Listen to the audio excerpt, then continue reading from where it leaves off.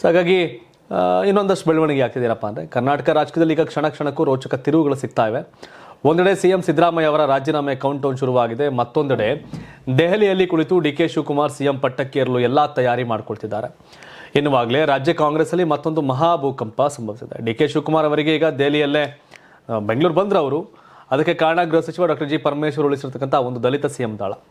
ರಾಹುಲ್ ಗಾಂಧಿ ಅವರು ಸಿದ್ದರಾಮಯ್ಯ ಅವರಿಗೆ ರಾಜೀನಾಮೆ ನೀಡಲು ಸೂಚಿಸಿದ್ದಾರೆ ಅನ್ನೋ ಸುದ್ದಿ ಬೆಂಕಿ ಅಂತ ಹರಡುತ್ತಿದ್ದಂತೆ ಇತ್ತ ಗೃಹ ಸಚಿವ ಜಿ ಪರಮೇಶ್ವರ್ ಸದ್ಯದಲ್ಲೇ ತಮ್ಮ ಸೀಕ್ರೆಟ್ ಆಪರೇಷನ್ ಆರಂಭಿಸಿದ್ದಾರೆ. ದೆಹಲಿಯಿಂದ ಬೆಂಗಳೂರಿಗೆ ವಾಪಸ್ ಆಗ್ತಿದ್ದಂತೆ ತಮ್ಮ ಆಪ್ತ ಶಾಸಕರನ್ನ ಸಂಪರ್ಕಿಸಿರ್ತಕ್ಕಂಥ ಪರಮೇಶ್ವರ್ ಸಹಿ ಸಂಗ್ರಹ ಪ್ರಕ್ರಿಯೆಗೆ ಕೈ ಹಾಕಿದ್ದಾರೆ. ಸದ್ಯದ ಮಾಹಿತಿ ಪ್ರಕಾರ ಈಗಾಗಲೇ ಸುಮಾರು 40ಕ್ಕೂ ಹೆಚ್ಚು ಶಾಸಕರು ಪರಮೇಶ್ವರ್ ಪರವಾಗಿ ಸಹಿ ಹಾಕಿದ್ದಾರೆ ಎನ್ನಲಾಗ್ತಾ ಇದೆ.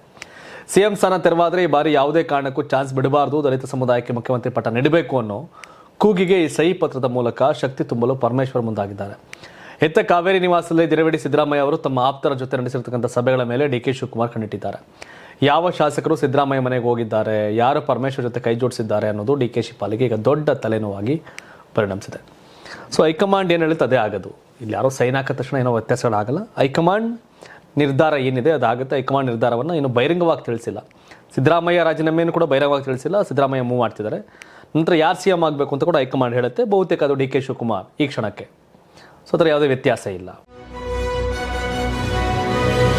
ಇನ್ನು ಸಿದ್ದರಾಮಯ್ಯ ಕೆಳಗಿಳಿದು ಡಿ.ಕೆ. ಶಿವಕುಮಾರ್ ಮುಖ್ಯಮಂತ್ರಿ ಆದರೆ ಕೆಪಿಸಿಸಿ ಅಧ್ಯಕ್ಷರು ಯಾರಾಗ್ತಾರೆ ಅಂದರೆ ಅದು ಸಹಜವಾಗಿ ಜಾರಕಿಹೊಳಿ ಅವರ ಹೆಸರು ಕೇಳಿಬರ್ತದೆ. ಕರ್ನಾಟಕ ಕಾಂಗ್ರೆಸ್ನಲ್ಲಿ ನಾಯಕತ್ವ ಬದಲಾವಣೆಯ ಮಹಾ ಹೈಡ್ರಾಮಾ ಕ್ಲೈಮ್ಯಾಕ್ಸ್ ತಲುಪಿದ ಎನ್ನುವಾಗಲೇ ಈಗ ಕೆಪಿಸಿಸಿ ಅಧ್ಯಕ್ಷ ಹುದ್ದೆಯ ಬಗ್ಗೆ ಹೊಸದೊಂದು ರೋಚಕ ಅಪ್ಡೇಟ್ ಹೊರಬಿದ್ದಿದೆ. ಸಿಎಂ ಸ್ಥಾನಕ್ಕೆ ಸಿದ್ದರಾಮಯ್ಯ ಬದಲಾಗಿ ಡಿ.ಕೆ. ಶಿವಕುಮಾರ್ ಬರ್ತಾರೆ ಅನ್ನೋ ಲೆಕ್ಕಾಚಾರ ನಡೀತಾ ಇರುವಾಗ ಕೆಪಿಸಿಸಿ ಅಧ್ಯಕ್ಷ ಪಟ್ಟ ಯಾರಿಗೆ ಸಿಗುತ್ತೆ ಅನ್ನೋ ಚರ್ಚೆ ಕೂಡ ಶುರುವಾಗಿತ್ತು.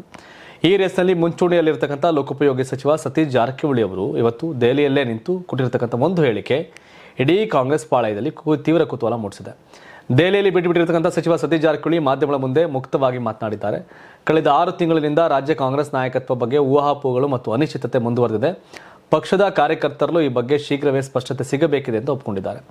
ಅಷ್ಟೇ ಅಲ್ಲದೆ ಅತ್ಯಂತ ಗಂಭೀರವಾಗಿ ಮಾತನಾಡುತ್ತಾ ಈ ನಾಯಕತ್ವ ಸಮಸ್ಯೆಯನ್ನು ಇವತ್ತು ನಾಳೆ ಅಥವಾ ನಾಡಿದ್ದು ಚರ್ಚೆ ಮಾಡಿ ಹೈಕಮಾಂಡ್ ಇತ್ಯರ್ಥಪಡಿಸಬೇಕಿರೋದಂತೂ 100% ಸತ್ಯ ಅಂತ ಹೇಳಿದರು. ಆದರೆ ಎಲ್ಲರ ಕಣ್ಣು ಬಿದ್ದಿರೋದು ಕೆಪಿಸಿಸಿ ಅಧ್ಯಕ್ಷ ಹುದ್ದೆಯ ಬಗ್ಗೆ ಸತೀಶ್ ಜಾರಕಿಹೊಳಿ ಆಡಿದ ಆ ಒಂದು ಮಾತಿನ ಮೇಲೆ. ಮಾಧ್ಯಮಗಳು ಕೆಪಿಸಿಸಿ ಅಧ್ಯಕ್ಷರ ಬದಲಾವಣೆ ಕುರಿತು ಪ್ರಶ್ನೆ ಮಾಡಿದಾಗ ಆ ಹುದ್ದೆಯ ಬಗ್ಗೆ ಇನ್ನೂ ಅಧಿಕೃತ ಚರ್ಚೆ ನಡೆದಿಲ್ಲ. ಆದರೆ ಪಕ್ಷದ ನಾಯಕತ್ವ ಯಾವ ಜವಾಬ್ದಾರಿಯನ್ನು ನೀಡಿದ್ರು ಅದನ್ನು ಪರಿಗಣಿಸಲು ನಾನು ಸಿದ್ಧನಿದ್ದೇನೆ. ಹೈಕಮಾಂಡ್ ಸೂಚಿಸಿದರೆ ನನ್ನ ಅಭಿಪ್ರಾಯ ತಿಳಿಸ್ತೇನೆ ಅಂತ ಹೇಳುವ ಮೂಲಕ ತಾವು ಕೆಪಿಸಿಸಿ ಸಾರಥ್ಯ ವಹಿಸಿಕೊಳ್ಳಲು ಸಂಪೂರ್ಣ ರೆಡಿಯಾಗಿದ್ದೇನೆ ಅನ್ನೋ ಸಂದೇಶವನ್ನು ರವಾನಿಸಿದ್ದಾರೆ. ತಮಗೆ ಹೈಕಮಾಂಡ್ನಿಂದ ಪ್ರತ್ಯೇಕ ಆಹ್ವಾನ ಬಂದಿರಲಿಲ್ಲ. ಸಿಎಂ ಸಿದ್ದರಾಮಯ್ಯ ಅವರ ಜೊತೆಯಲ್ಲೇ ದೆಹಲಿಗೆ ಬಂದಿದ್ದೇನೆ ಅಂತಲೂ ಅವರು ಸ್ಪಷ್ಟಪಡಿಸಿದರು. ಸತೀಶ್ ಜಾರಕಿಹೊಳಿ ಸಮರ್ಥಿದ್ದಾರೆ ಕೆಪಿಸಿಸಿ ಅಧ್ಯಕ್ಷ ಆಗಲಿಕ್ಕೆ. ಅವರಿಗೆ ಸಂಘಟನಾ ಚಾತುರ್ಯತೆ ಇದೆ. ಡಿ.ಕೆ. ಶಿವಕುಮಾರ್ ಥರ ಸೌಂಡ್ ಮಾಡದೇ ಇರ್ಬೋದೇನೋ, ಬಟ್ ಸೈಲೆಂಟ್ ಆಗಿ ಸಂಘಟನೆ ಮಾಡುವಂಥ ಕೆಪಾಸಿಟಿ ಸತೀಶ್ ಜಾರಕಿಹೊಳಿ ಅವ್ರಿಗಿದೆ. ಸಿಎಂ ಸ್ಥಾನಕ್ಕೆ ಸಿದ್ದರಾಮಯ್ಯ ಅವರಿಂದ ರಾಜೀನಾಮೆ ಪಡೆದು ನೂತನ ಮುಖ್ಯಮಂತ್ರಿ ಆಯ್ಕೆ ಬಳಿಕವೂ ವೋಟ್ ಬ್ಯಾಂಕ್ ಕಳೆದುಕೊಳ್ಳದಿರುವಂತೆ ನೋಡಿಕೊಳ್ಳುವ ನಿಟ್ಟಿನಲ್ಲಿ ಕಾಂಗ್ರೆಸ್ ವರಿಷ್ಠರು 10 ಹಲವು ತಂತ್ರಗಳನ್ನು ಹೆಣೆದಿದ್ದಾರೆ. ಜಾತಿ ಸಮೀಕರಣ ಆಧರಿಸಿ ಲೆಕ್ಕಾಚಾರ ಹಾಕಲಾಗಿದ್ದು ಕೇವಲ ಮುಖ್ಯಮಂತ್ರಿ ಬದಲಾವಣೆ ಮಾತ್ರವಲ್ಲದೆ ಸರ್ಕಾರ ಮತ್ತು ಪಕ್ಷಕ್ಕೆ ಸಂಬಂಧಿಸಿ ಕೆಲ ಮಹತ್ವದ ನಿರ್ಣಯ ಕೈಗೊಂಡಿದ್ದಾರೆ. ಸಿಎಂ ಬದಲಾವಣೆಯಿಂದ ಯಾವುದೇ ಸಮುದಾಯಗಳಿಗೂ ನೋವಾಗದಂತೆ ನೋಡಿಕೊಳ್ಳುವ ಬಗ್ಗೆಯೂ ಹೈಕಮಾಂಡ್ ಪ್ಲಾನ್ ರೂಪಿಸಿರುವ ಮಾಹಿತಿ ಸಿಕ್ಕಿದೆ. ನೂತನ ಮುಖ್ಯಮಂತ್ರಿ ಆಯ್ಕೆ ಜೊತೆಗೆ 4ವರಿಗೆ ಡಿಸಿಎಂ ಸ್ಥಾನ ನೀಡುವ ಬಗ್ಗೆ ಹೈಕಮಾಂಡ್ನಲ್ಲಿ ಚರ್ಚೆ ನಡೆದಿದೆ. ಜಾತಿ ಸಮೀಕರಣ ಆಧರಿಸಿ 4ವರಿಗೆ ಪ್ರಾತಿನಿಧ್ಯ ನೀಡುವ ಮಾತುಗಳು ಕೇಳಿಬಂದಿವೆ. ಒಬಿಸಿ, ದಲಿತ, ಮುಸ್ಲಿಂ ಅಥವಾ ಅಲ್ಪಸಂಖ್ಯಾತ ಮತ್ತು ಲಿಂಗಾಯತ ಕೋಟಾದಡಿಯಲ್ಲಿ 4ವರನ್ನ ಉಪಮುಖ್ಯಮಂತ್ರಿ ಮಾಡುವ ಬಗ್ಗೆ ವರಿಷ್ಠರು ಒಲವು ತೋರಿದ್ದಾರಂತೆ.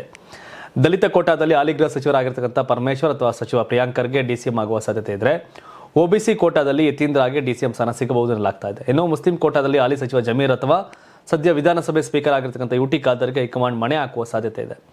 ಲಿಂಗಾಯತ ಕೋಟಾದಲ್ಲಿ ಈಶ್ವರ್ ಖಂಡ್ರೆ ಮತ್ತು ಎಂಬಿ ಪಾಟೀಲ್ ರೇಸ್ನಲ್ಲಿದ್ದರೆ, ಅಲ್ಪಸಂಖ್ಯಾತ ಕೋಟಾದಲ್ಲಿ ಕೆಜೆ ಜಾರ್ಜ್ಗೆ ಡಿಸಿಎಂ ಸ್ಥಾನ ಸಿಗುವ ಬಗ್ಗೆ ಅಂದಾಜಿಸಲಾಗ್ತಾ ಇದೆ.